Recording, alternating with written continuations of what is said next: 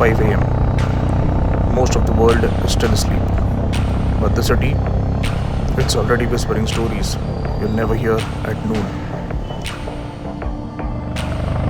The roads, they are not roaring yet, just a low hum, like the city is still stretching, yawning, easing into its day. And here I am, chasing that silence on two wheels.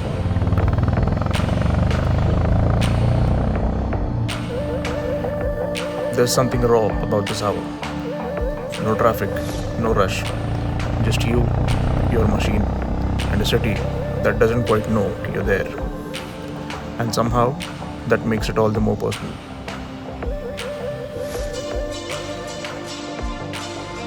The first light doesn't ask for attention. It just spills slowly across the sky, coloring everything in quiet gold.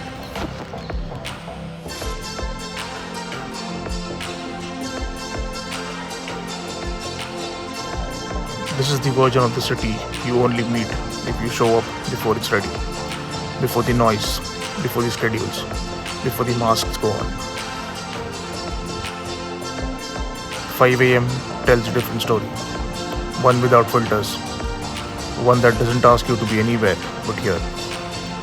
And if you listen closely, you might just hear what the city's been meaning to tell you all along.